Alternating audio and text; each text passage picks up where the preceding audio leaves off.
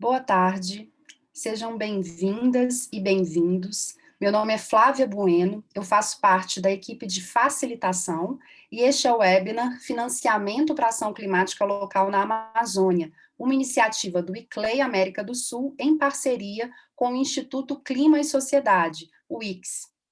Além de promover o debate sobre o acesso ao financiamento para ação climática local na região da Amazônia Legal brasileira, o webinar de hoje representa o lançamento do projeto Financiamento para Ação Climática Local na Amazônia. Antes de passar a palavra para os nossos anfitriões, eu quero falar rapidamente sobre o evento de hoje.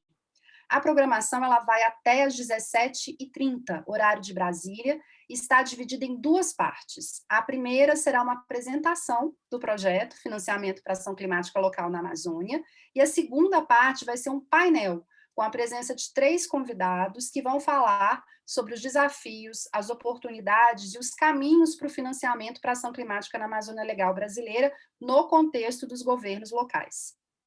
Durante todo o tempo, fique à vontade para interagir pelo chat. A equipe CLEI vai acompanhar a troca por lá e pode responder perguntas se surgirem. Lembrando que este webinar está sendo gravado e vai ficar disponível em breve no canal YouTube do ICLEI. Bem, recados dados, vamos agora, eu quero convidar e passar a palavra para o senhor Rodrigo Perpétuo, que é secretário executivo do ICLEI América do Sul. Boa tarde, Rodrigo. Boa tarde, Flávia. Obrigado, um prazer estar aqui com todos vocês nessa tarde. Queria, em primeiro lugar, cumprimentar Marina Marçal, que é coordenadora de Políticas Climáticas e Engajamento do Instituto Clima e Sociedade, o ICS. Marina, agradecer a você, a Ana Tônia e toda a equipe do ICS por essa parceria, pela possibilidade de começarmos hoje esse projeto com foco nas cidades amazônicas e com esse objetivo de elevar as possibilidades de acesso aos instrumentos de financiamento climático para as cidades amazônicas. Quero saudar os representantes das cidades que estão conosco hoje aqui, o presidente da Agência de Desenvolvimento de Porto Velho, Marcelo Tomé, saudar também o secretário Alexandre Miranda, secretário de Meio Ambiente e Desenvolvimento Sustentável de Porto Velho, e também pedir a eles que levem um abraço ao prefeito Hildon Chaves. Foi exatamente num evento realizado por Porto Velho, no ano passado, que nós lançamos juntos o Fórum de Cidades Panamazônicas, que hoje reúne mais de 20 cidades também trabalhando pelo desenvolvimento sustentável nessa região da Panamazônia. Saudar o secretário de Meio Ambiente e Sustentabilidade de Manaus, Antônio Stroski, na pessoa dele, todos os representantes de cidades, governos estaduais da região amazônica, mas também de outras regiões que nos acompanham nessa tarde. Saudar o Virgílio Viana, superintendente-geral da Fundação Amazônia Sustentável, Eduardo Rocha, gerente de engajamento da iniciativa da plataforma Parceiros pela Amazônia, e, na pessoa deles, cumprimentar todos os aliados que o ICLEI, por certo, vai buscar e já vem buscando para caminhar nessa seara de permitir abrir caminhos para melhorar a condição de acesso a recursos financeiros para as cidades amazônicas. Essa é a lógica do projeto que se apresenta aqui hoje. Quero cumprimentar a Mariana Nicoletti, Giovana Figueiredo e, na pessoa delas, toda a equipe do ICLEI que tanto se engajou na formulação desse conceito, na organização desse evento de lançamento. Eu, muito brevemente, quero destacar 3 aspectos que circundam, orientam e nortearão o caminhar do ICLEI e seus parceiros, certamente junto com o ICS, nessa jornada que vai durar pelo menos 18 meses. Primeiro, o aspecto da voz das cidades, da representação das cidades amazônicas. Existe um déficit, e que nos motiva muito a avançar nessa agenda, de representação, escuta, troca, intercâmbio e respeito dos anseios e das demandas das cidades amazônicas. E é nas cidades que as pessoas estão. É claro que a região amazônica é muito diversa, abriga diversos tipos de possibilidade da ocupação humana, mas a maior parte da população está nas cidades. Portanto, nós precisamos entender o que os prefeitos e as suas equipes demandam, o que a população dessa região precisa para tornar as suas cidades mais sustentáveis, e é claro que isso passa por uma agenda de conformidade climática. Esse é o meu segundo aspecto. Essa agenda ela é um chamado realizado tanto pela presidência chilena da COP25, ainda em curso, como pela presidência futura, pelo governo britânico da COP26, chamado para a ambição. As corridas estão aí, a corrida para a neutralidade de carbono, a corrida para a resiliência, que encontram também na COP15 da biodiversidade, um chamado para a contenção da perda da biodiversidade e para a elaboração da agenda pós-2020, portanto, até 2030, a Agenda Global da Biodiversidade. A gente, aqui no ICLEI, quer contribuir para que as cidades amazônicas entendam o que é estarem em conformidade com essas agendas. No caso do clima, o compromisso com a agenda climática, com o Acordo de Paris, o desenho da governança participativa com atores da sociedade local, para que esse movimento seja edificado de forma a também contemplar os anseios da sociedade, as linhas de base, os inventários de gases do efeito estufa, as análises de riscos e vulnerabilidades climáticas, e, claro, o plano de ação climática norteando as revisões dos planos diretores, onde eles já existem, e as políticas urbanas, as normas de regulação e uso do solo nessas cidades, que guardam uma característica muito diferente das cidades de outras regiões do Brasil, de outras regiões da Panamazônia e de outras regiões do mundo. São cidades que têm territórios muito grandes, a malha urbana relativamente pequena em comparação com o território de floresta. Portanto, conciliar uma ação diplomática que permita políticas de conservação efetivas em concertação com outros níveis de governo, saber científico e saberes tradicionais e geração de emprego e renda é, por certo, o propósito desse projeto que levará não só outras possibilidades que estejam em marcha, mas também uma compreensão do que as cidades amazônicas já conseguem acessar em termos de recursos e financiamento climático. Eu quero desejar, portanto, que seja não só um evento, mas um projeto muito bem sucedido, trazendo as experiências já consolidadas das cidades da região, promovendo cooperação e intercâmbio e, ao fim e ao cabo, permitindo que as cidades amazônicas tenham mais um instrumento a seu favor, um instrumento de desenvolvimento sustentável. Muito obrigado, boa tarde, bom evento a todos. Obrigada, Rodrigo. Na sequência, eu convido a senhora Marina Marçal, que é coordenadora do Portfólio de Política Climática e Engajamento do Instituto Clima e Sociedade, o ICS. Boa tarde, Marina. Boa tarde, Flávia. Boa tarde a todas e a todos. Parabenizar o ICLEI por essa iniciativa, né, desse webinar, em nome do Rodrigo Perpétuo. Me sinto muito contemplada na fala dele, do Rodrigo Conrad, da Mariana Nicoletti, que tem tido um empenho singular nesse projeto. E o ICS fica muito feliz, né, em ver cada vez mais o interesse dos atores e essas ações dos atores subnacionais. Então, o financiamento climático é para a gente um tema de grande relevância e acredito que de grandes oportunidades econômicas também para a Amazônia Legal, sobretudo num contexto pós-pandêmico, um contexto que a gente tem falado cada vez mais da retomada verde justa, e na implementação da NDC brasileira, pela diversidade de setores e atores que estão presentes na região amazônica, e da importância da gente estar atuando em colaboração, né? Uma atuação coordenada para que a ação climática se relacione ali com as demandas locais, Flávia. Então, gostaria de saudar também o secretário municipal de Meio Ambiente e Sustentabilidade de Manaus, o Antônio Stroski, que está aqui, vai falar com a gente também, o Eduardo Rocha, da plataforma Parceiros pela Amazônia, e o Virgílio Viana pela FAICE, que a gente tem outros colaboradores aqui, mas queria agradecer de antemão essas pessoas que aceitaram participar dessa iniciativa. Então, esse webinar está inaugurando um projeto que se insere num processo muito mais amplo, né, de fortalecer a governança subnacional de clima no Brasil, que o ICS tem fomentado através dos portfólios da organização.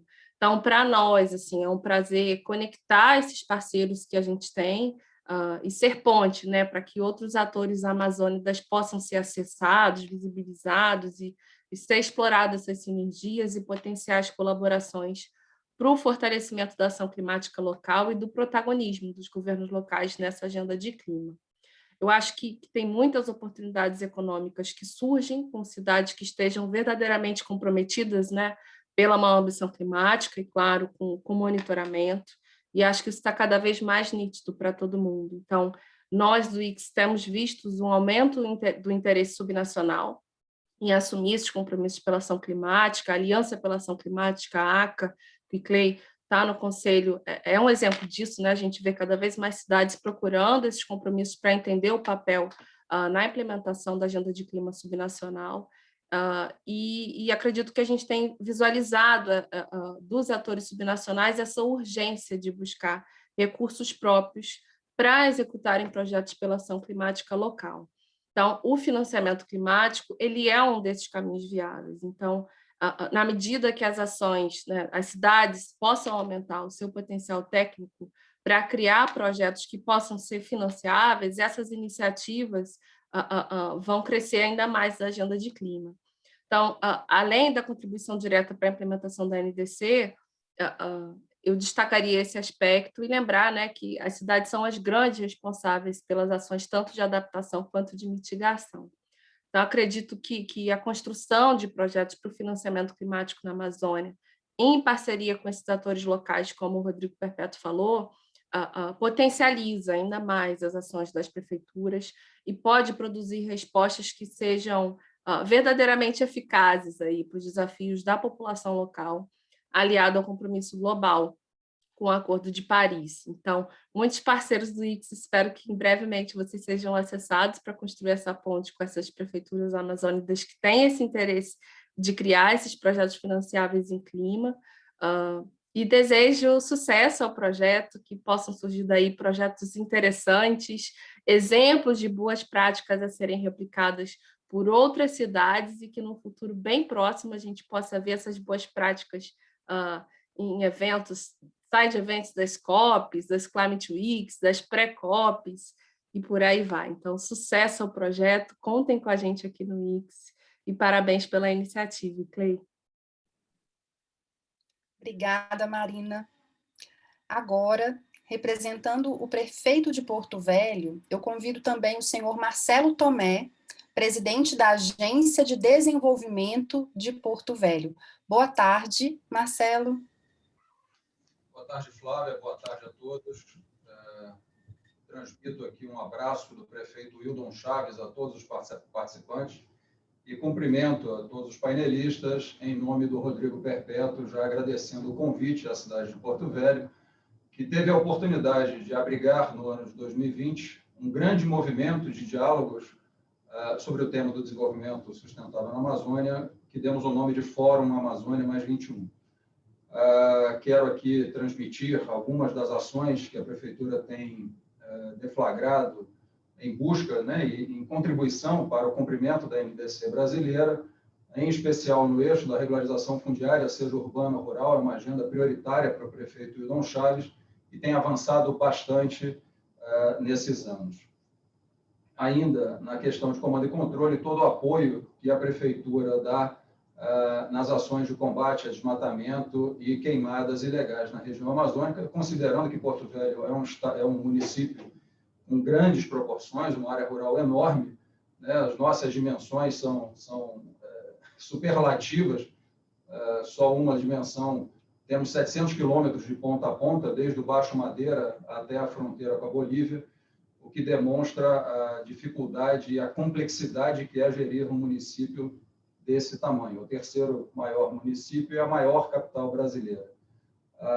Ainda é uma agenda do governo do Estado, uma agenda estadual, mas o zoneamento econômico ecológico, que estamos numa segunda fase de aproximação e que também permite ter uma melhor compreensão do território, aí já no âmbito estadual, mas que tem o recorte, obviamente, municipal, e são informações importantes na orientação das políticas públicas para a cidade de Porto Velho. Duas agendas coordenadas pela Prefeitura, que dialogam diretamente com o tema. Uma da questão dos resíduos sólidos, estamos na fase de audiências públicas para uma nova concessão na questão do tratamento e destinação dos resíduos sólidos urbanos. E no saneamento também a expectativa é que até o final do ano tenhamos o leilão para a concessão do serviço de água e esgoto da cidade de Porto Velho. Duas obras, ou dois contratos na monta aí somados quase de 3 bilhões de reais de investimentos para a cidade de Porto Velho e que colocarão a cidade em outro patamar no cumprimento das exigências legais e, obviamente, de uma maneira mais inteligente, dando uma destinação econômica aos resíduos e melhorando a performance do atendimento à população, tanto no quesito de água quanto de esgoto. E talvez o principal eixo que seja o da bioeconomia e a percepção do potencial econômico que o bioma amazônico nos oportuniza, não por menos propusemos em 2020 o Fórum Amazônia Mais 21, e que a partir desse ano evoluiu, migrou para a iniciativa privada e para a iniciativa da Confederação Nacional da Indústria, com outras entidades do tecido empresarial brasileiro, criam o Instituto Amazônia Mais 21, que tem por objetivo fomentar estabelecimento de negócios inovadores de alto impacto na Amazônia Legal, orientados, obviamente, sempre pelos princípios de governança socioambiental. Então, o Fórum Amazônia Mais 21 evolui e passa a ser um instrumento de mobilização do setor empresarial, de conexão das demandas e oportunidades da região amazônica com fundos privados, públicos, bancos e grandes empresas nacionais e estrangeiras que queiram investir na região. É mais um instrumento de apoiamento ao desenvolvimento da região, obviamente de desenvolvimento sustentável, de inclusão de populações tradicionais, comunidades locais, no processo de desenvolvimento, e é uma iniciativa da indústria brasileira e de outros setores. Eu diria que o somatório dessas ações coloca Porto Velho como uma cidade atenta ao tema, sob a coordenação do prefeito Wildon Chaves, e é uma agenda tanto da Agência de Desenvolvimento quanto da Federação das Indústrias do Estado de Rondônia, que eu tenho a oportunidade de presidir, e que agora recebe o apoio de entidades nacionais, tendo o compromisso pelo desenvolvimento sustentável, não só da cidade de Porto Velho, mas, obviamente, agora passa a ter um olhar para toda a região amazônica, toda a Amazônia Legal, que contempla aí centenas de municípios e mais de 23 milhões de brasileiros. Mais uma vez, agradecer o convite, o abraço do prefeito Wildon Chaves a todos e desejo um ótimo evento. Obrigado. Muito obrigada, Marcelo.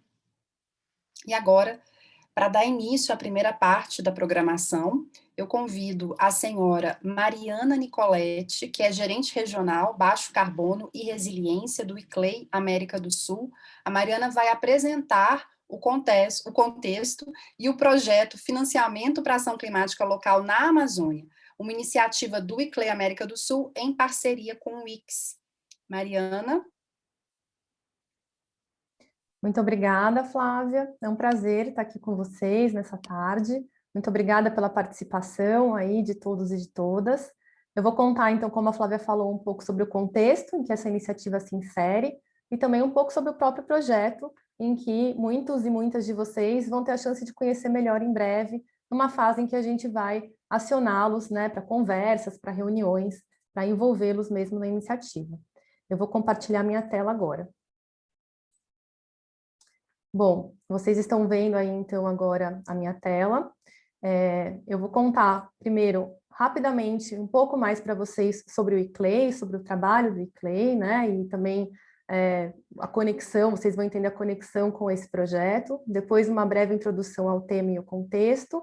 A gente entra no projeto em si e, por fim, aí a gente deixa também as informações de contato, já para quem quiser saber mais, entrar em contato conosco.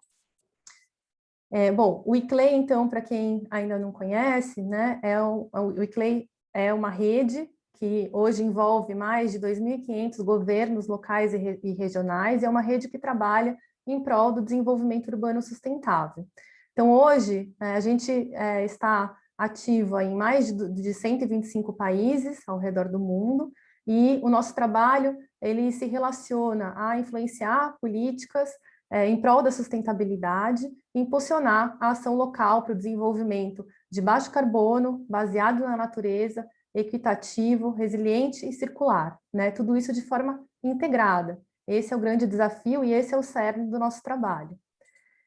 Aí, aqui vocês veem o mapa, né, o mapa do globo, que mostra onde, então, o ICLEI está presente. com escritórios que são escritórios regionais, escritórios nacionais, escritórios de projeto.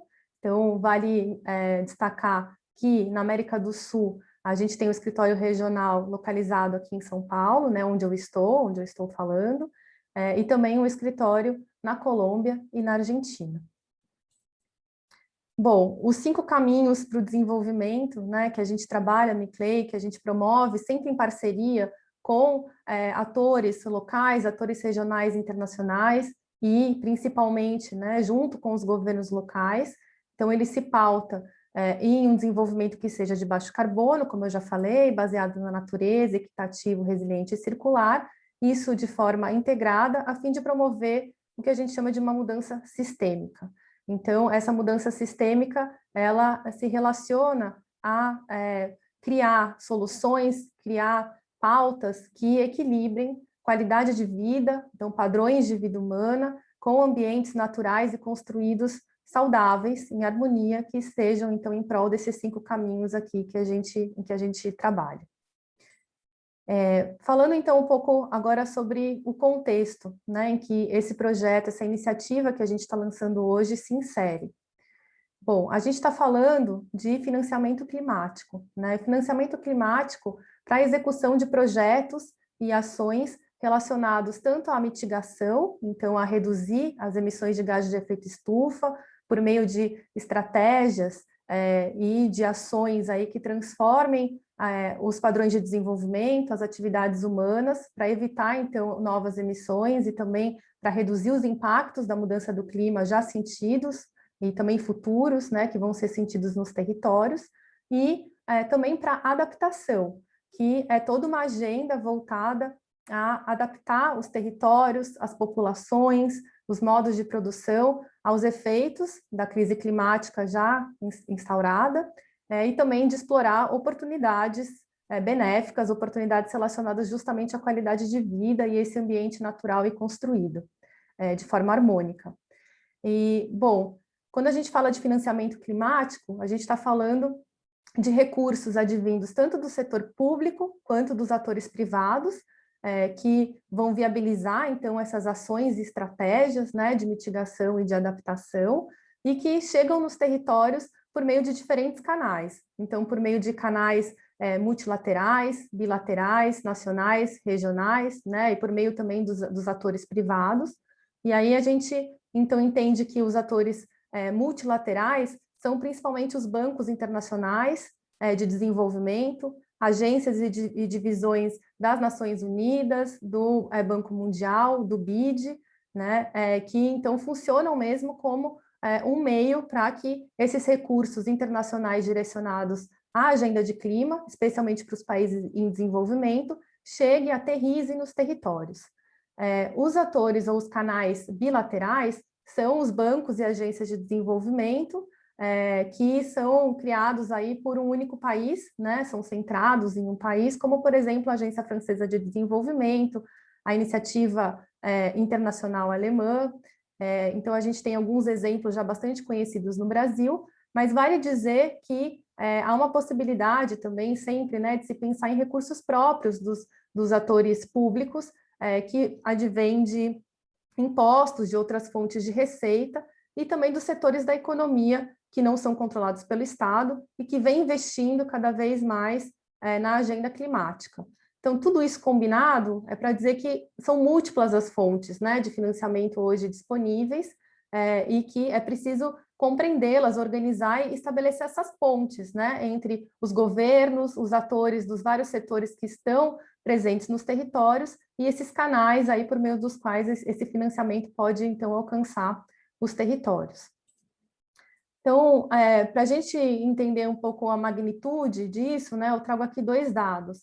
Um primeiro é um dado relacionado ao financiamento climático que foi direcionado à América Latina e Caribe em 2019, né, então para a região, aí da ordem de 7,9 bilhões de dólares, que vieram por meio dos bancos multilaterais de desenvolvimento, em especial, então o recorte, né, de toda essa magnitude do financiamento climático que eu acabei de mencionar, e só para o Brasil, entre 2003 e 2016, houve um investimento aí da ordem de 853 milhões de dólares, aí divididos, né, entre fontes multilaterais e fontes bilaterais, e isso nos mostra que, embora essa quantidade, esse montante de recurso, ele ainda esteja aquém do que a gente precisa para essa transição, né, para reduzir as emissões, para chegar nas emissões líquidas zero em 2050 e para construir uma trajetória realmente resiliente de desenvolvimento, é uma magnitude considerável. E por que muitas vezes, então, não chega, né, nos territórios, ou não chega especialmente nos territórios em situações críticas de vulnerabilidade?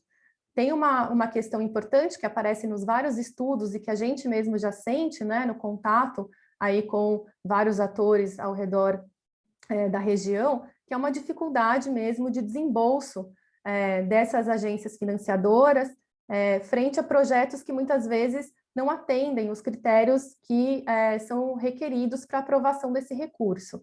E do outro lado, a gente também enxerga uma dificuldade, então, de formatar, de elaborar projetos que estejam, que atendam, né, que estejam aí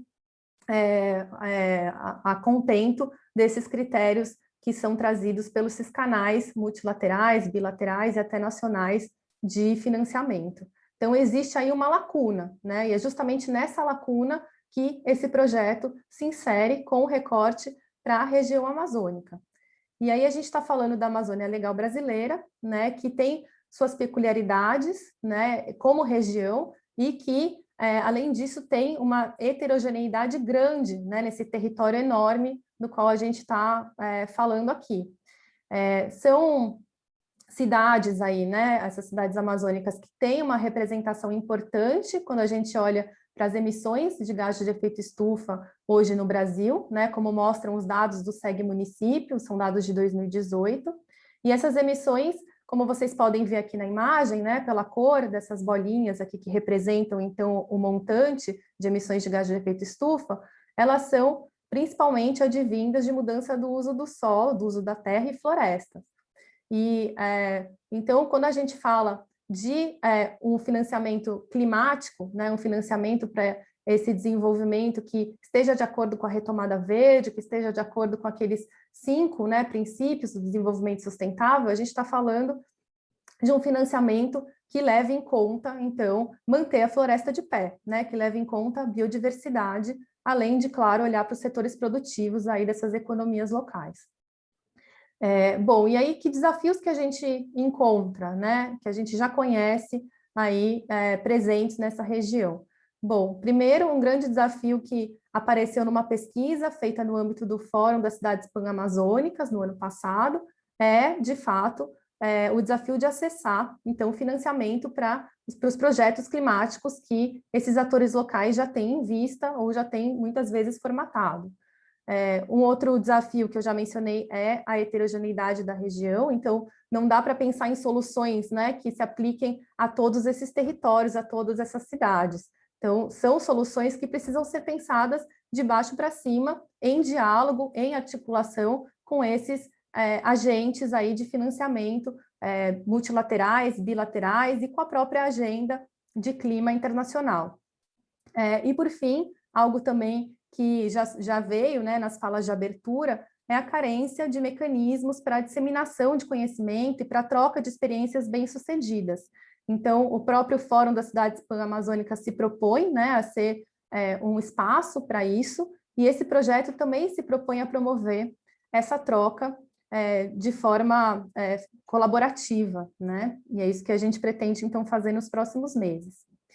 Aqui um pouco mais só sobre esse contexto, né, de forma muito breve. É um território enorme, como todos e todas já sabem, né, que abrange aí 59% do território nacional, 772 municípios, e é uma região em que 70% da população vive em cidades, né? Então, como também o Rodrigo já trouxe, né, e foi reforçado, são cidades aí muito marcadas também por áreas florestais, áreas de floresta, né? Então, que têm suas peculiaridades, mas que são marcadas justamente por essa integração entre o espaço construído e o espaço natural bastante vigoroso. E aí, quando a gente pensa, né, na inserção dessas cidades nas redes internacionais e nacionais, a gente tem aqui uma pequena amostra que traz aí 19 cidades que atualmente fazem parte do Pacto de Prefeitos pelo Clima e Energia, né, o GICON, aqui na sigla, e uma cidade que atualmente faz parte da Aliança pela Ação Climática, a ACA, que também já foi mencionada nas falas anteriores. Então, aqui a gente entende que naquele esforço, né, de promover a colaboração, a troca de experiências, há um grande potencial ainda a ser explorado, a ser avançado, né, para essas trocas acontecerem realmente de forma efetiva. Eu vou falar então um pouco agora sobre o projeto em si, né, para vocês já conhecerem o que vai ser feito aí nos próximos meses. O objetivo desse projeto é fortalecer a ação climática e a atuação dos governos locais, né, da região na agenda de clima, e assim contribuir para a implementação da NDC brasileira e também de compromissos locais e regionais relacionados tanto à mitigação quanto à adaptação. E como, então, a gente vai fazer isso, né? A gente, em conjunto com vocês, com parceiros locais, por meio de 3 eixos. Um primeiro eixo muito importante, que eu diria que é o cerne aqui desse projeto, é um trabalho de fortalecer capacidades locais, capacidades tanto técnicas quanto institucionais, que permitem aí, então, a elaboração dos projetos, a coordenação com outros parceiros e o acesso a financiamento. Um segundo eixo é o apoio à elaboração dos projetos financiáveis, projetos relacionados a clima.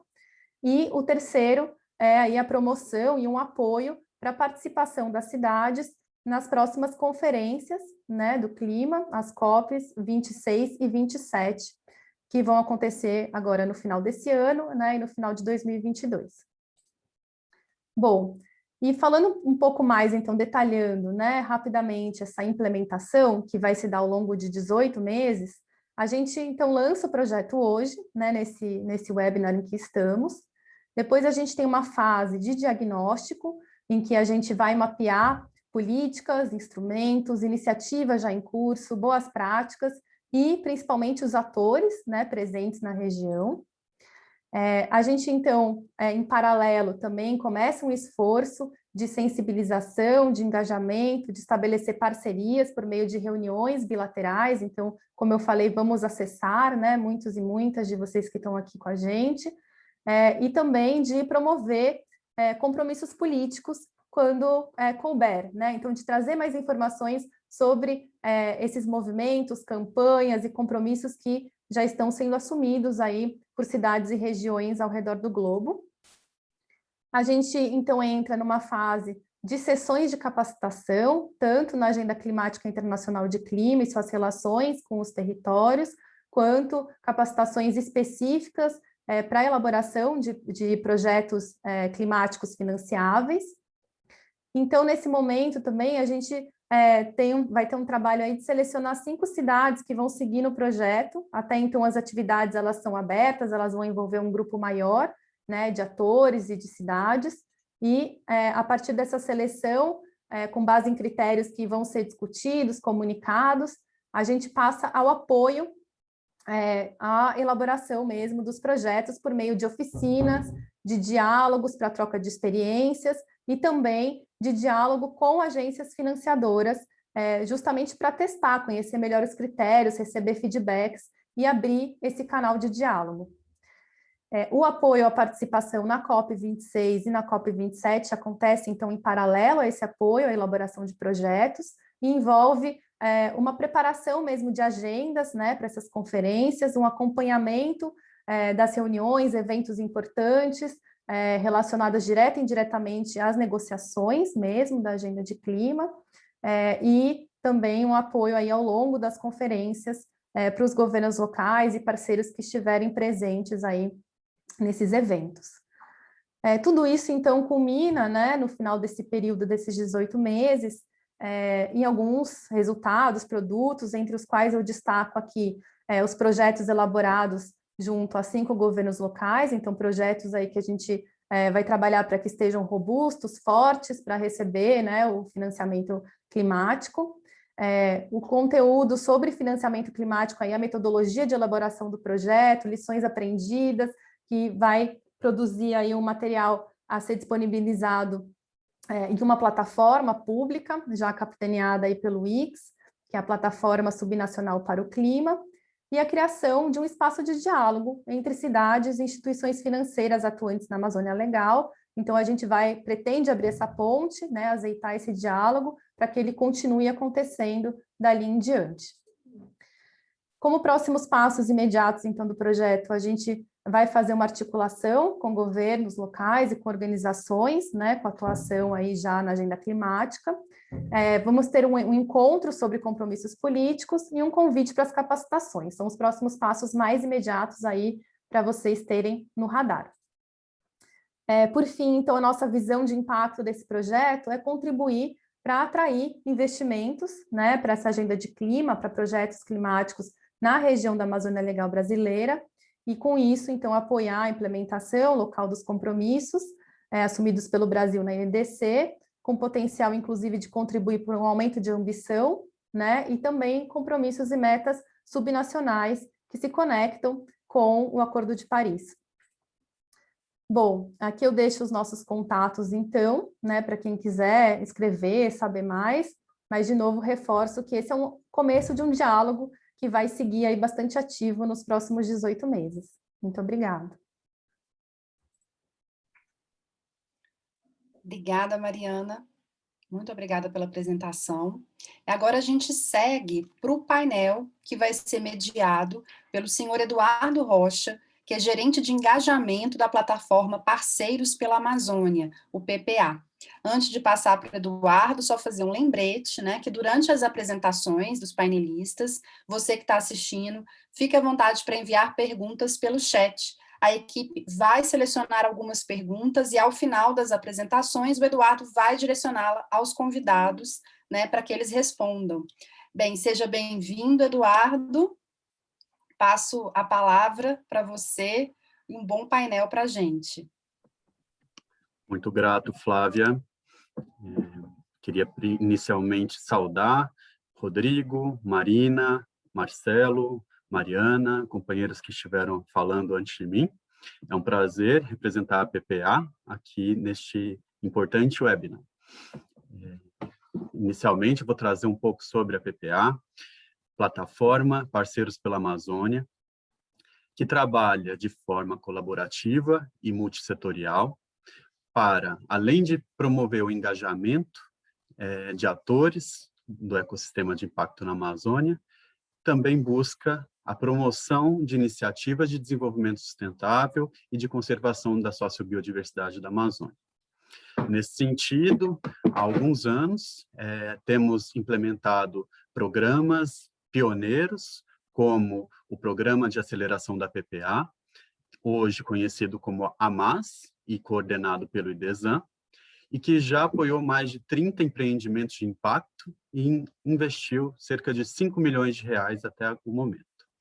Além disso, estamos para lançar, nos próximos dias, a segunda chamada Amazônia, de nossa parceria com a Citaui, no modelo de empréstimo coletivo, e estamos muito empolgados também com esse mecanismo que permite que pessoas, né, pessoas físicas, cidadãos, também tornem-se investidores de impacto pelo desenvolvimento sustentável da Amazônia. Nesse sentido, e alinhado com o tema do nosso webinar, eu gostaria de contar para vocês que estamos num processo de desenvolvimento que chamamos da Tese de Aceleração da PPA, em parceria com o Instituto Quintessa, e essa tese, ela traz justamente um norte, uma orientação, para que a gente consiga fortalecer o ecossistema de impacto na Amazônia, suas redes e seus atores, olhar para a conservação e regeneração da sociobiodiversidade da Amazônia, cuidando e investindo e valorizando-a, e, por fim, empoderando as comunidades locais através de empreendimentos de impacto que elas mesmas, né, têm condições e muito potencial para lançar. A gente entende que esta iniciativa, esse esforço que a gente vem construindo, está muito alinhado com a nossa pauta aqui de hoje, que é a pauta da agenda climática. Vemos uma grande convergência e ressonância entre os eixos centrais da nossa tese de aceleração, com a promoção de mecanismos, de tecnologias que dialoguem com a agenda do clima, seja através de energia, eficiência energética, resíduos, logística reversa, saneamento, enfim, muitas das tecnologias sociais e necessidades que os grandes municípios da Amazônia têm condições de implementar nos próximos anos e serem protagonistas também desse movimento, em prol do desenvolvimento sustentável, não só da Amazônia, mas do país e do globo. Sem mais delongas, eu gostaria, então, de saudar também os painelistas que eu vou convidar, e dizer que, após a fala deles, teremos um diálogo, um debate, e, portanto, incentivo que coloquem suas perguntas no chat para que a gente possa selecioná-las e endereçá-las ao final da fala de cada um deles. Nesse sentido, eu gostaria de convidar o senhor Antônio Ademir Stroski, secretário de Meio Ambiente e Sustentabilidade do município de Manaus, capital do Amazonas, para falar um pouco sobre os desafios e oportunidades de financiamento climático para governos locais na Amazônia Legal. Secretário, bem-vindo. Você tem 10 minutos de fala. Muito obrigado, uma boa tarde a todos. Estão me ouvindo bem? Muito bem. Bom, eu agradeço a oportunidade que nos é dada e saudar aí toda a equipe do ICLEI na organização e as pessoas que nos assistem a partir de agora. Para falar sobre os desafios e oportunidades para financiamento para governos locais, nós vamos necessariamente dizer como estamos, qual é o cenário hoje na cidade de Manaus, no município de Manaus, e o que é que nós estamos fazendo e quais são as nossas pretensões, o que é que está colocado como propostas desde que nós assumimos aqui a Secretaria e da Administração Davi Almeida. Pode passar, por favor. Bom, Manaus é a 7ª cidade do país, população, e nós temos como característica marcante da cidade de Manaus, que ela é circundada pelo grande rio, Encontro das Águas, e tem uma tendência de crescimento na direção norte. Uma população de 2.019.000 habitantes, já segundo o IBGE 2020, nós temos, sim, grandes desafios. Uma característica relevante da cidade de Manaus, assim, muito evidente, é que nós, distinto assim, de município como a capital do Acre, Rio Branco, Manaus tem uma interface com a floresta próxima muito distinta. E o nosso processo de ocupação urbana se deu de forma irregular, e sem o devido planejamento. Então, nós convivemos com um cenário, um desafio desse processo de crescimento na direção norte, concentrado na direção norte, e que avança no processo, então, com uma série de fragilidades, As questões em relação a essa fantástica malha hídrica que nós temos, de um problema de contaminação, de poluição. Hoje, toda a rede de igarapés da área urbana de Manaus tem praticamente zero de oxigênio dissolvido, e a gente tem um problema também de lançamento de esgotamento sanitário, além das questões de resíduos sólidos. Pode passar, por favor? Temos unidades de conservações, as unidades de conservações municipais importantes, Nós temos uma RDS, está assinalada na nossa projeção aí em amarelo, a RDS do Tupé, com várias comunidades rurais, desse nosso ambiente, e também na direção norte, uma das unidades importantes que faz uma certa barreira física para esse processo da expansão desordenada do solo urbano de Manaus. Pode seguir. Todos têm conhecimento de um fato relevante para a nossa cidade, aqui para o ambiente, para a Amazônia como um todo, a cheia histórica de 2021. E um fato relevante é que, nos últimos anos, todas as grandes cheias que ocorreram na bacia e que atingiu aqui a cidade de Manaus e as comunidades ribeirinhas, ocorreram nesses últimos anos. Então, evidenciando que o cenário, certamente, de mudanças climáticas a ser considerado, que tanto que os eventos mais extremos estão acontecendo num intervalo de tempo muito menor. O caso em particular da grande cheia, nós temos problemas. Aqui no centro histórico da cidade de Manaus, por exemplo, a água num nível bem acima do que toda a série histórica de 119 anos de medições que vinham sendo feitas, evidenciou que os prédios históricos nossos foram atingidos. Tem um problema da água, o que banha o centro da cidade de Manaus é o Rio Negro, a questão da acidez, né? E esses alagamentos históricos também, esse alagamento acentuado já leva a questão das nossas edificações a repensar, inclusive, a questão do nível da água, que até então não tínhamos. Nossa cota máxima era 30, nós passamos dos 30,02. Pode seguir? Com o advento da pandemia, a Secretaria de Meio Ambiente, que tem as suas atividades regulamentadas numa resolução do Conselho Estadual, e essa resolução regulamentou a Lei Complementar 140, nós nos deparamos com uma impossibilidade de atender os empreendedores na questão do licenciamento ambiental.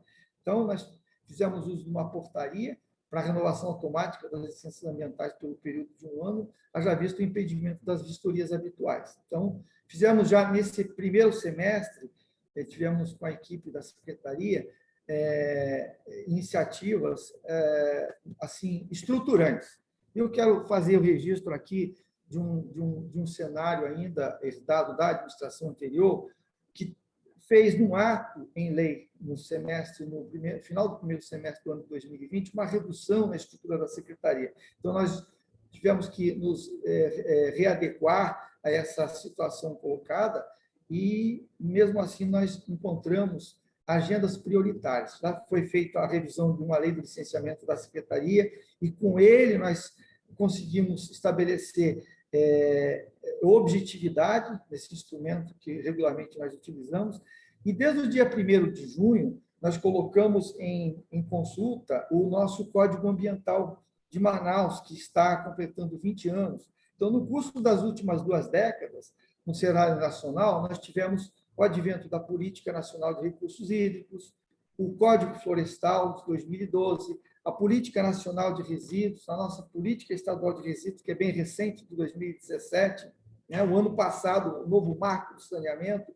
Então, todos esses instrumentos, essas atualizações de todo o marco legal do país, do Estado e até todo o próprio município, eles precisam estar contemplados no nosso Código Ambiental de Manaus. Então, está em consulta pública desde o dia 1º, nós vamos ter a oportunidade de discutir com a sociedade manauara aqui esse ajuste tão importante. Ainda lembrando, destacando essa questão das atualizações, nós estamos fazendo também a revisão do nosso plano de arborização da cidade de Manaus, de forma que ele contemple não somente a área urbana, mas todo o território do município. Então, eu destaco... Secretário, só para te avisar, 2 minutos. Pois não, obrigado. O que nós temos aí como desafio é a gestão das unidades de conservação que estão sob a nossa responsabilidade. Pode seguir, por favor? Os PACs, que totalizam cerca de 55 mil hectares, pode passar, vou ser bem objetivo para a gente poder sintetizar mais adiante, por favor. Uma das agendas que nós temos, pode avançar, por favor.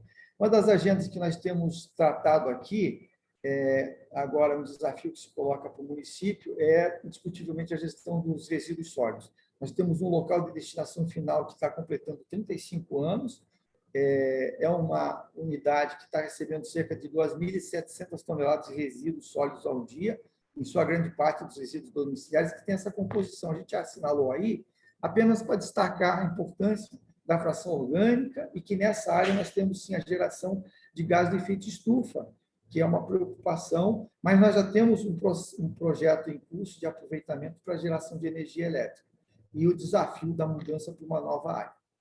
Pode seguir? Nós, no contexto das nossas iniciativas, eu destaco o programa Manaus Verde, né, que é o amplo programa de arborização da cidade de Manaus, mas nós não estamos tratando só disso, nós estamos estabelecendo termos de compromisso, de parceria com a Universidade do Estado do Amazonas, para a qualidade do ar, para recursos hídricos, o monitoramento dos nossos igarapés, em startups que estão sendo desenvolvidas pelas universidades locais. Então, esse é o contexto que está sendo colocado para todos nós aqui, um desafio, e também pensamos seriamente na proposta de revitalização de igarapés de uma forma distinta, né? Não naquela que nós temos recebido nos últimos anos, no modo de apenas olhar para os nossos cursos d'água e os igarapés como um mero canal de drenagem que ele vai ser canalizado. Não, é a revitalização por completo. Então, são esses os cenários, de forma muito sucinta, que a gente tem para compartilhar com todos que nos acompanham. Muito grato, secretário Antônio, pela sua participação. Trouxe iniciativas, né, programas e mecanismos muito importantes para endereçar a vulnerabilidade do município em relação às mudanças climáticas. Vou aproveitar, então, e convidar o Virgílio Viana, superintendente-geral da Fundação Amazônia Sustentável, para trazer sobre iniciativas e suas experiências, né, oportunidades, desafios, para acessar recursos para projetos climáticos na Amazônia Legal Brasileira. Virgílio, você também tem 10 minutos. Obrigado por estar aqui. Ótimo, obrigado, Eduardo. Eu queria saudar o Strotsky, colega aqui de painel, e todas que me antecederam. Agradecer ao ICLEI pela oportunidade. Eu vou apresentar algumas imagens aqui apenas para ilustrar o que vou compartilhar com vocês. Primeiro, eu acredito que existam muitas oportunidades e eu acredito que esse evento seja muito bem-vindo, exatamente pelo fato de poder trazer à tona, especialmente para os municípios, as oportunidades que existem. A FAES, a Fundação Amazônia Sustentável, baseada aqui em Manaus, tem uma experiência bem relevante com algumas iniciativas que eu acredito possam ser relevantes para essa agenda do ICLEI. A primeira é uma iniciativa que envolve todos os estados da Amazônia. O ICLEI envolve municípios e estados, né? E no âmbito de uma iniciativa chamada GCF, a FAES foi nominada para ser a gestora de um programa que envolve vários estados. Então, não vou fazer a apresentação detalhada, mas só para mostrar o desenho. Então, a gente está com um desenho voltado para a questão dos mercados voluntários de carbono, relacionando RED com bioeconomia. A lógica é uma lógica simples, né? Onde cada estado tem uma instituição que apoia, uma instituição da sociedade civil, e essas instituições apoiam os estados a desenhar ações voltadas para a redução do desmatamento e que sejam adaptadas às características locais. Então, a FAES tem um papel de uma coordenação executiva do processo com os recursos advindos do PNUD. Então, esse é um exemplo de iniciativa que eu acredito que possa ser relevante para o que foi apresentado logo antes desse painel, que é a questão de uma elaboração de um projeto para municípios, né? Uma outra iniciativa relevante, que eu acredito que represente uma ótima oportunidade para a captação de recursos, e aí coloco à disposição, né, essas iniciativas, né, tanto do ICLEI quanto do ICS, né, que é um co-organizador desse evento, é o Hub de Economia Verde, de Bioeconomia da Amazônia, que é uma articulação entre a FAES e a Green Economy Coalition, que é a principal coalizão global de transição para uma economia verde justa. Então, nós temos aí o desafio de sair de uma economia que hoje está sendo guiada pela economia do desmatamento, ou seja, aumento da área desmatada para a produção agropecuária, para uma economia que seja voltada para a valorização da floresta em pé, com soluções amazônicas adaptadas à nossa realidade, centradas nas pessoas, na redução das desigualdades sociais e voltadas para a conservação do capital natural. Esse hub tem uma estrutura bem simples, né, com a missão de acelerar uma transição para uma economia verde e inclusiva, com várias agendas de gestão, prospecção, etc. Isso tudo está disponível só na internet, só dá um Google que isso está disponível. Então, essa estrutura desse centro, eu acredito que as cidades poderiam ter uma economia verde como um dos seus objetivos estratégicos na agenda do clima.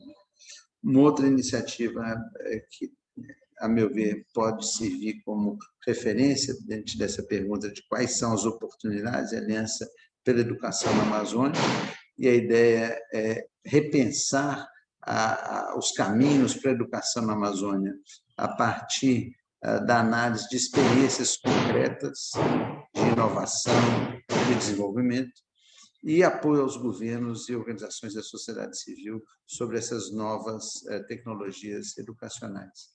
E uma dessas tecnologias educacionais, do ponto de vista programático, são mini-universidades no meio da floresta, voltadas para a formação de jovens no mundo rural, com isso contribuir para evitar o desmatamento. E eu queria, aí dentro do prazo, que é um prazo curto, terminar com a agenda das mudanças climáticas que já estão aqui. Então, um dos principais, isso aqui é uma imagem bonita, né, de uma grande fotógrafa manauara, Gisele Alfaia, da enorme cheia que está tendo aqui. Então, essa imagem bela, né, mas que mostra uma realidade que não é tão bela assim. Né? E com isso eu interrompo aqui esses breves slides para dizer que eu vejo uma urgência na construção de programas de resiliência a eventos climáticos extremos na Amazônia. Esses eventos climáticos já estão aqui, ou seja, não é uma coisa que ocorrerá no futuro distante. Nós podemos dizer que esta cheia, em particular, é fruto das mudanças climáticas, mas nós podemos sim dizer que o aumento na frequência de grandes cheias, tais como essa, está associado ao aquecimento global e às mudanças climáticas globais. Então, é muito importante essa agenda nos municípios, não apenas nas zonas urbanas, mas também na zona rural. O impacto das cheias desse ano na calha do Rio Juruá foram gigantescas, né, e devastadoras.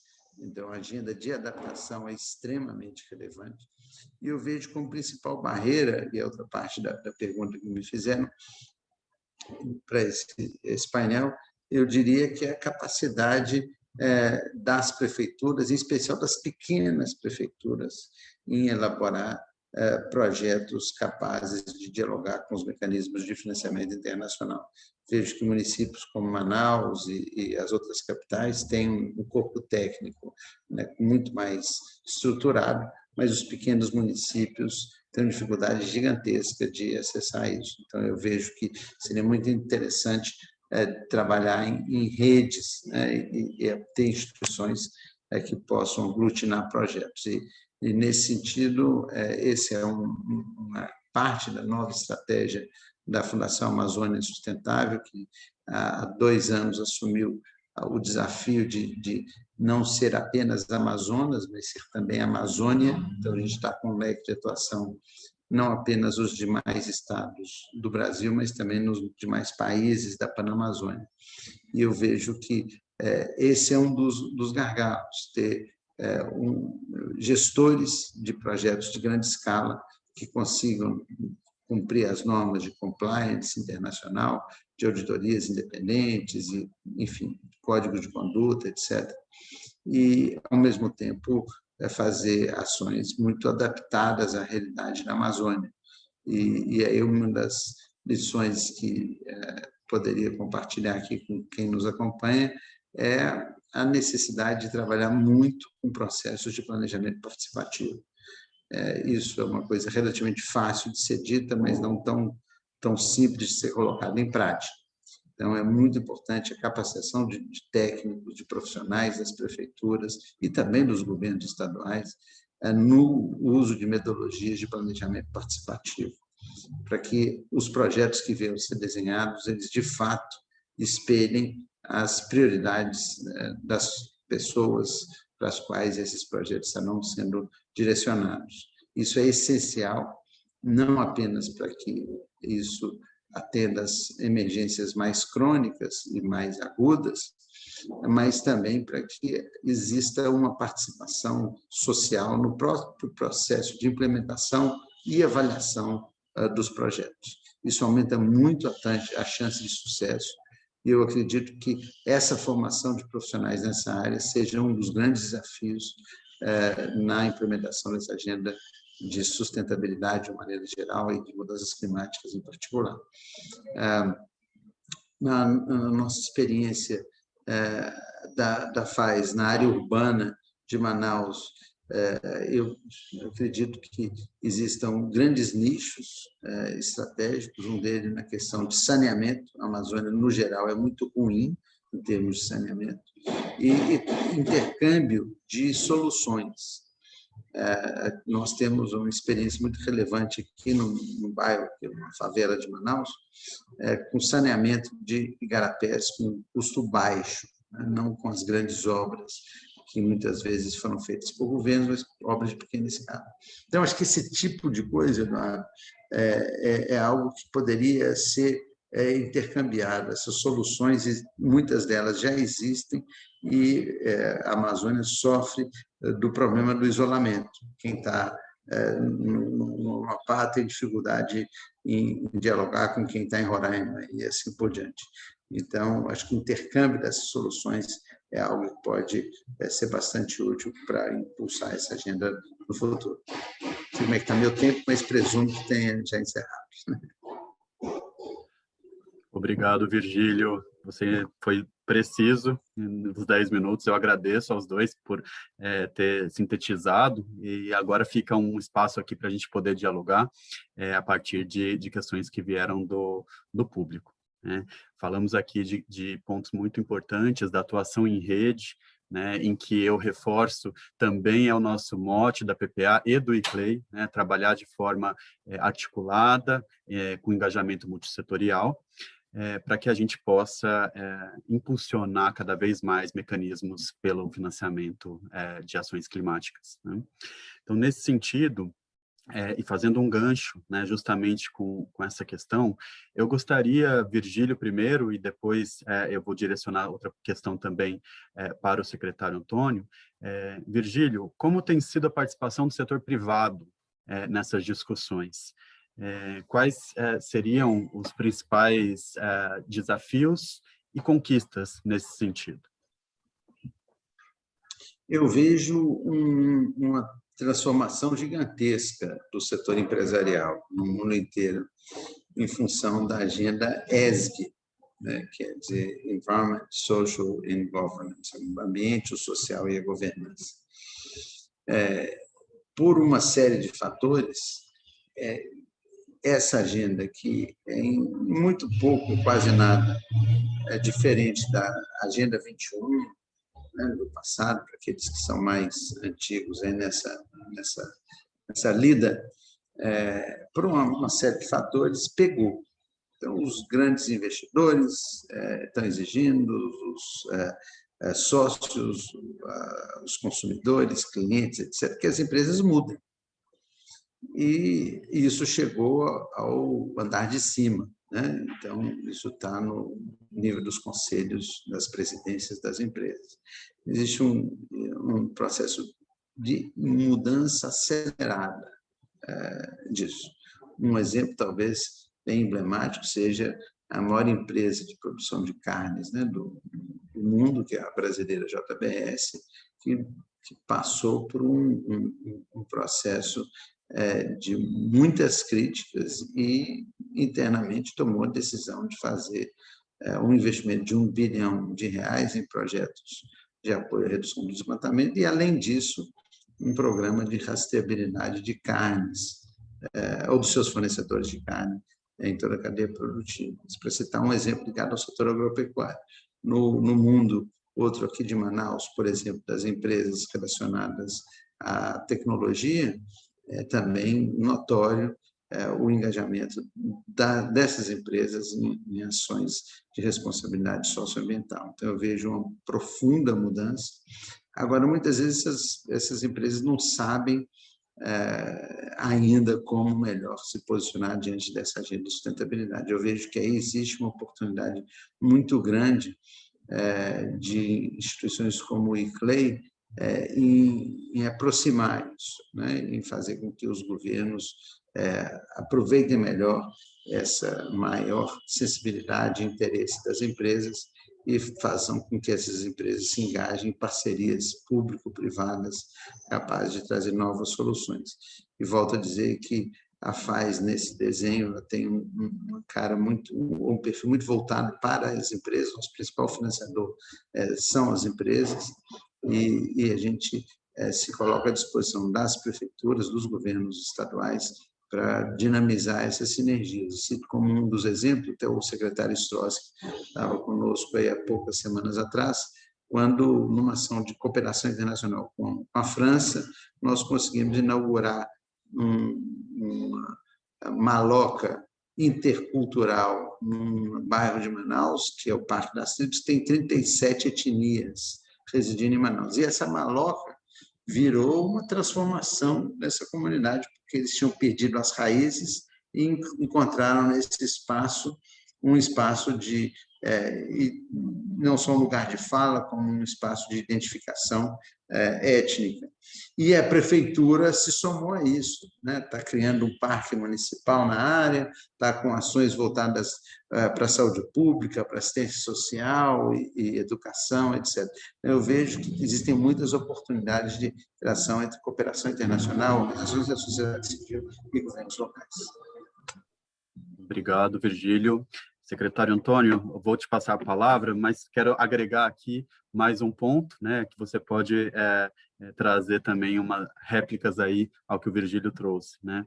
Em relação àquelas habilidades e capacidades técnicas que a gente tem olhado aqui nesse webinar, né? E tendo em vista os programas que a Secretaria de Meio Ambiente e Sustentabilidade de Manaus está propondo no contexto de clima, como tem sido a questão de formação e participação da sociedade civil nessas ações? Como que o senhor vê essa evolução? Nós temos alguns mecanismos de comunicação com a sociedade civil. Existe, sim, uma expectativa da atuação da Secretaria, porque a nossa agenda ela envolve também, nós temos aqui a gestão e a execução, a elaboração da política e também a execução no mesmo organismo. Então, há uma demanda e nós estamos caminhando também no sentido da objetividade, deixar a nossa relação no licenciamento ambiental mais transparente e mais objetivo, né, com os empreendedores de modo geral. Nós temos um segmento importante da construção civil, inclusive é uma questão interessante, né, que eu falei daquela direção do crescimento da cidade, naquela interface da área urbana e a área de floresta. E eu quero uma demanda que nós temos recebido nessa interação, e nós já tínhamos identificado a necessidade, por exemplo, de valorizar os fragmentos florestais e estabelecer a conectividade deles. Então, esse é um outro contexto, inclusive tem conversado também com a FAES. Nós temos um apelo ambiental aqui importantíssimo, né, de uma espécie criticamente ameaçada de extinção, que é o sauim de coleira, a gente chama carinhosamente de sauim de Manaus, acolhendo as demandas que nós temos recebido, nós temos também compartilhado nas soluções uma interlocução com a academia, né? Então, as parcerias com as duas universidades do Estado e a Universidade Federal é muito oportuna. Obrigado por essa resposta. Bem interessante esses diálogos, de fato, com instâncias da sociedade civil. Vou continuar aqui com uma pergunta que veio do público para você, Virgílio. Quais são as suas impressões, né, sobre as chances de retomada do Fundo Amazônia para o financiamento de projetos que podem fazer parte, né, dessa rede que a gente está buscando mobilizar, né, tendo em vista retomada verde, bioeconomia, base florestal? Olha, eu escrevi um artigo sobre isso, foi publicado no El País, então quem quiser aprofundar um pouco disso, está no site do El País, nos artigos de opinião. Escrevi a pedido da editora há uns 3 dias atrás, mas acho que se procurar no site, lá vai aparecer. O resumo é o seguinte: nós tivemos uma mudança de ministros. O ministro anterior era um ministro que tinha uma atitude muito negativa em relação ao Fundo Amazônia. E isso ensejaria uma conversa em si mais longa. Mas o resumo, falando de uma maneira bem branda, nós tivemos uma tragédia, né, nesses últimos 2 anos aí, de aumento do desmatamento, desmantelamento das instituições da área ambiental e o aumento de violência, muita violência contra os povos indígenas, contra os defensores ambientais. E agora temos uma mudança de ministro. A dúvida é se é uma mudança apenas de líder da agenda ou se é uma mudança de diretriz do governo. Existem muitas razões para sermos otimistas, mas o Papa Francisco nos ensina a sermos sempre esperançosos, né? Então, uma das esperanças que a gente tem é que tenha caído a ficha, né? Não só da alta cúpula do governo, mas também dos militares, que é contra o interesse nacional botar o Brasil como uma posição de vilão do clima global, como o vilão do desmatamento da Amazônia. Isso é ruim para os negócios brasileiros, é ruim para as empresas brasileiras. Muitas empresas brasileiras hoje estão com um boicote aos seus produtos fora do Brasil, e isso está crescendo, isso vai aumentar. Então, é mau negócio para nós do ponto de vista da economia. Fundos de investimento já anunciaram que vão deixar de investir nas ações de empresas brasileiras. E por aí vai. E, por outro lado, nós temos aí oportunidades de cooperação internacional que vão se fechando as portas, e o Fundo Amazônia é um deles. Nós estamos aí com mais de 2 bilhões de reais parados, podia estar apoiando as secretarias municipais, as secretarias estaduais, que foram os principais tomadores do Fundo Amazônia. Isso é uma outra fake news que foi muito divulgada, que os principais beneficiários eram a sociedade civil. Não foi fato, né? A maior parte dos recursos foi direcionado para órgãos dos governos, né? Federal, estadual e municipais. Então, eu acredito que a esperança que nós temos é que o Fundo Amazônia volte a partir de uma mudança, de uma ótica do governo, que é essencial que o governo brasileiro tome ações relacionadas com a redução do desmatamento, e o Fundo Amazônia é o principal mecanismo financeiro que dispomos para a cooperação internacional nesse momento. Muito bom. Estamos todos, né, confiantes e torcendo por esses novos rumos. Vou aproveitar e trazer uma última questão para o secretário Antônio Stroski. Secretário, estamos falando aqui de alguns caminhos, né, mecanismos de financiamento para projetos climáticos, e veio uma questão sobre como é possível conciliar estes mecanismos com os processos de consulta aos povos tradicionais da Amazônia, né? Então, toda a questão de consultas prévias e garantias de salvaguardas. Como que eles podem participar mais ativamente e integradamente destes processos com a gente? Eu quero ainda dar uma contribuição sobre o Fundo Amazônia, que o Virgílio fez uma contextualização muito correta. Eu tive a oportunidade de ser membro do Comitê Orientador do Fundo Amazônia o COFA, né, em anos passados, por conta de fazer parte do órgão estadual de meio ambiente, e o Fundo Amazônia vinha numa dinâmica e numa expectativa, e atendendo uma expectativa muito grande, né? Um grande instrumento da gestão das nossas áreas protegidas. O Amazonas tem 45 só unidades estaduais. Então, nós temos uma... E nós aqui no município de Manaus também, nós temos os nossos parques municipais, uma RDS. Então, a normalidade, que é perfeitamente possível, ela tem que voltar. É importantíssimo, né? O processo e o modo de execução tinha, assim, a aprovação dos financiadores, dos apoiadores que colocavam os recursos, que colocavam, né, os recursos no Fundo Amazônia. Essa questão da consulta aos povos tradicionais, nós temos as comunidades não indígenas, né, e nesse contexto, inclusive, dentro de áreas protegidas, um dos mecanismos que a gente viabiliza e fortalece muito a participação está dentro da elaboração dos planos de gestão dessas unidades, né? Então, a valorização e o reconhecimento da forma da organização, inclusive, de comunidades indígenas e tudo mais, esse controle social é fundamental para a boa aplicação dos recursos e que a gente valoriza muito. Então, tem um histórico, particularmente eu tenho um histórico de boas relações, né, já em outras oportunidades, e a gente está internalizando isso também aqui no conjunto da nossa equipe técnica, da Secretaria, em que pese numericamente ainda modesta, mas ela é qualificada. Então, esse entendimento tem, inclusive na apresentação que eu tinha colocado hoje, nós fazemos essa abordagem da consulta, do envolvimento e os resultados, eles efetivamente vão acontecer com esse controle e a participação efetiva dessas comunidades. Muito obrigado, secretário.